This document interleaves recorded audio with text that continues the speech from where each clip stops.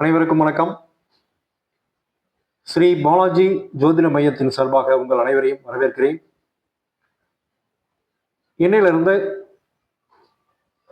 நம்ம வகுப்புல ரொம்ப எளிமையா எப்படி ஜோசியம் கத்துக்கிறது அப்படின்னு ரொம்ப ஜாலியா சந்தோஷமா ஜோசியம் கத்துக்கிற மாதிரி வீடியோவை அப்லோட் பண்ணலான்னு இருக்கேன். நீங்க பார்த்துக்கிட்டு இருக்க வரவங்க தொடர்ந்து இதே மாதிரி பார்த்துட்டு வந்தீங்க அப்படின்னா நிச்சயமா ஈஸியா கத்துக்கலாம். ஏன்னா நம்ம எல்லாமே குறைஞ்சபட்சம் +2 வரையிலுமாவது சயின்ஸ் படிச்சிருக்கிறோம், கணக்கு படிச்சிருக்கிறோம். ஜாதகம் அப்படிங்கிறது எளிமையான அறிவியலும் கணக்கீடுகளும் தான். கணக்கீடுகள் கொஞ்சம் கஷ்டமா இருக்கலாம், ஆனா நமக்கு எளிதான அறிவியல், இந்த அறிவியல் சம்பந்தப்பட்டது தான் ஜாதகம். அதனால எளிமையா எப்படி ஜோசியம் கத்துக்கிறது அப்படின்னு சொல்லி இந்த வகுப்புல இருந்து தொடர்ந்து பார்க்கலாங்க. இன்னைக்கு முதல் வகுப்பு. இந்த முதல் வகுப்புல அடிப்படை என்ன நமக்கு தெரியணும். ஒரு ஜாதகம், நம்ம ஜாதகமே எடுத்து நம்ம ரொம்ப டீட்டெயிலா பார்க்கல அப்படின்னா கூட அடிப்படை இதை எடுத்து நம்ம தெரிஞ்சுக்கலாம். என்ன நமக்கு தேவை, ஒரு ஜாதகம் கத்துக்கிறதுக்கு அடிப்படையான தேவையான அங்கங்கள் என்னென்ன. பஞ்சாங்கம். நம்ம பஞ்சாங்கம் அப்படின்னாவே நிறைய பேர் கொஞ்சம் கேவலமா பார்ப்பாங்க. அது கிடையாதுங்க. இது இப்ப இல்ல, 4000 5000 வருஷத்துக்கு முன்னாடியே நம்மளுடைய முன்னோர்கள் கண்டுபிடிச்சது இந்த பஞ்சாங்கம் அப்படிங்கிறது. பஞ்சாங்கம் அப்படிங்கிறது என்ன அப்படின்னா, அதுல பஞ்சம் எல்லாமே சமஸ்கிருத வார்த்தைகள் அதிகமா அதுல வருங்க. பஞ்சம் 5, அங்கம் அங்கங்கள், உறுப்புகள், 5 உறுப்புகள் சேர்ந்தது தான் இந்த பஞ்சாங்கம் அப்படிங்கிறது. இந்த பஞ்சாங்கம் தான் ஜோசியம் கத்துக்கிறதுக்கு எளிமையான அடிப்படை உறுப்புகள். அந்த பஞ்சாங்கத்துல என்னென்ன அந்த 5 இருக்குது அப்படின்னா, திதி, வாரம், நட்சத்திரம், யோகம், கரணம். திதி, வாரம், நட்சத்திரம், யோகம், கரணம், இப்படி 5 இருக்குங்க. நம்ம எளிதா நம்ம தெரிஞ்சுக்கணும் அப்படிங்கிறதுக்காக ஃபர்ஸ்ட் நம்ம வாரத்துல இருந்து போலாம். திதி, வாரம், நட்சத்திரம், யோகம், கரணம் இல்லையா? திதி, வாரம், நட்சத்திரம், யோகம், கரணம், இந்த ஆர்டர் எப்படி ஞாபகம் வச்சுக்கோங்க. ஃபர்ஸ்ட் நம்ம வாரத்தை எடுத்துக்கலாம். ரைட். வாரம் என்ன? வாரத்துல நமக்கு தெரியும், ஒரு வாரத்துல 7 கிழமைகள் இருக்கு அப்படின்னு நமக்கு தெரியும். ஞாயிறு, திங்கள், செவ்வாய், புதன், வியாழன், வெள்ளி, சனி அப்படின்னு 7 கிழமைகள் இருக்கிறது நமக்கு தெரியும். இந்த கிழமைகள் தோன்றது எல்லாமே கோள்களை வச்சுதாங்க. கோள்கள் 9 கோள்கள் இருக்கு நமக்கு தெரியும். சூரியன், சந்திரன், செவ்வாய், புதன், குரு, சனி, சுக்கிரன், சனி, ராகு, கேது. இந்த ராகு கேது ரெண்டுமே நிழல் கிரகங்கள் அப்படின்னு பேரு. அந்த ஜோசியத்துல ராகு கேதுகளுக்கு தனியா ஒரு இடம், தனியான ஒரு இடம் இருக்கு. இந்த மாதிரி கிழமைகளுடைய இதுல சேர்த்துல பாருங்க. ஞாயிறு அப்படிங்கிறது சூரியன், உங்களுக்கு தெரியும். அப்ப திங்கட்கிழமை சந்திரன், செவ்வாய்க்கிழமை செவ்வாய் பகவானே, புதன்கிழமையில புதன், வியாழக்கிழமைக்கு குரு, அந்த குரு தான் வியாழன் அப்படின்னு சொல்றோம். வெள்ளிக்கிழமைக்கு சுக்கிரன், சனிக்கிழமைக்கு சனியே. ஆக இந்த கிழமைகளுக்கும் கோள்களுக்கும் இருக்கிற சம்பந்தம். அது மட்டும் இல்ல, ராசிகளுக்கும், ஏன்னா அது இதுல வரல, இருந்தாலும் அதையும் சொல்லிடுறேன். 12 ராசிகள் இருக்கு இல்லையா, அதுக்கும் நம்மளுடைய வாழ்க்கைக்கு சம்பந்தம் இருக்கு. அந்த 12 ராசிகள் தான் 12 மாதங்கள். மேசம், ரிஷபம், மிதுனம், கடகம், சிம்மம், கன்னி, துலாம், விருச்சிகம், தனுசு, மகரம், கும்பம், மீனம். அதேதான் சித்திரை, வைகாசி, ஆனி, ஆடி, ஆவணி, புரட்டாசி, ஐப்பசி, கார்த்திகை, மார்கழி, தை, மாசி, பங்குனி அப்படின்னு வருது. ஆக நம்மளுடைய வாழ்க்கைக்கும்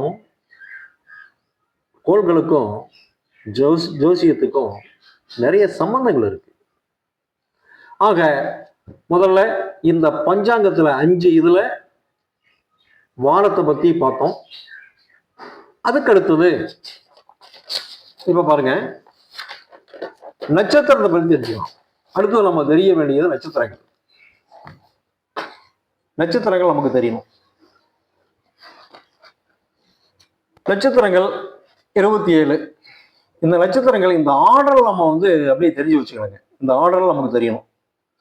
அஸ்வினி, பரணி, கிருத்திகை, ரோகிணி, மிருகசீர்ஷம், திருவாதிரை, புனர்பூசம், பூசம், ஆயுள்யம், மகம், பூரம், உத்திரம், ஹஸ்தம், சித்திரை, சுவாதி, விசாகம், அனுசம், கேட்டை, மூலம், பூராடம், உத்திராடம், திருவோணம், அவிட்டம், சதயம், புரட்டாதி, உத்திரட்டாதி, ரேவதி. இப்படி இந்த நட்சத்திரங்கள்ல ஆர்டர் மாறாம கொஞ்சம் தெரிஞ்சுக்கணும். இதனால மனப்பாடம் பண்ணிக்கணுங்க. ஆக பஞ்சாங்கத்துல ஃபர்ஸ்ட் வாரம், அடுத்து நட்சத்திரங்களை பார்த்தோம். 27 நட்சத்திரங்கள் இருக்கு. அதுக்கு அடுத்தது திதிகள் 15. இந்த 5 நமக்கு தெரிஞ்சிருக்குங்க. திதிகள்ல 15. சரி, இதுல என்னென்ன திதிகள், இதனுடைய பேர் ஃபர்ஸ்ட் நம்ம வாயில் நுழையணும். நம்ம மனப்பாடம் பண்ணி வச்சுக்குவோம். திதிகள் 15 என்னென்ன? பிரதமை, துவிதிதியை, திருதியை, சதுர்த்தி, பஞ்சமி, சஷ்டி, சப்தமி, அஷ்டமி, நவமி, தசமி, ஏகாதசி, துவாதசி, திரியோதசி, சதுர்த்தசி, பௌர்ணமி அல்லது அமாவாசை. ஆக இதுல இருந்து நமக்கு தெரியுது இந்த திதிகள் அப்படிங்கிறது என்ன அப்படின்னா, அந்த சந்திரனுடைய மூமெண்ட், இயக்கத்தை வச்சு நாளுக்கு நாள் வளர்றது, நாளுக்கு நாள் தேய்கிறது இருக்குது இல்லையா, அதை தான் திதிகள் அப்படின்னு சொல்றோம். ஆக மொத்தம் திதிகள் 15. இது வளர்ப்பறையில 15 திதி, தேய்ப்பறையில 15 திதி. ஒரு நாளைக்கு ஒரு திதி வீதம் வரும். தேய்ப்பறையிலையும் இதே மாதிரிதான். எப்படி? பௌர்ணமிக்கு அடுத்தது மறுபடியும் பிரதமை, திவிதியை, திருதியை, சதுர்த்தி, பஞ்சமி, சஷ்டி, சப்தமி, அஷ்டமி, நவமி, தசமி, ஏகாதசி, துவாதசி, திரியோதசி, சதுர்த்தசி, அடுத்தது அமாவாசை. அவ்வளவுதான். ஆக இந்த அமாவாசை, பௌர்ணமி திதிகள் மாறி மாறி அப்படியே வந்துகிட்டே இருக்கும்.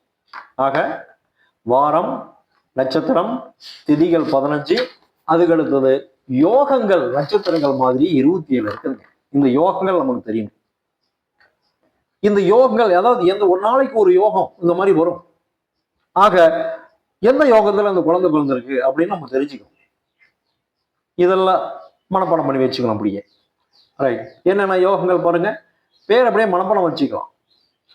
உண்மையாலுமே ஜோசியம் பார்க்கும்போது பார்த்தீங்கன்னா இந்த யோகங்கள் நமக்கு தேவை இருக்காது. பலன்கள் சொல்லும் போது அதிகமா பயன்படாது. ஆனா ஒரு குழந்தை பிறக்குது அப்படின்னா எந்த யோகத்துல பிறக்குது அப்படின்னு தெரிஞ்சுக்கிறதுக்காக இதெல்லாம் தேவை. ஆக ஒரு ஜோசியம் கத்துக்கிறதுக்கு முன்னாடி இந்த அடிப்படையான இந்த 5 விஷயங்களை தெரிஞ்சுக்கணும்.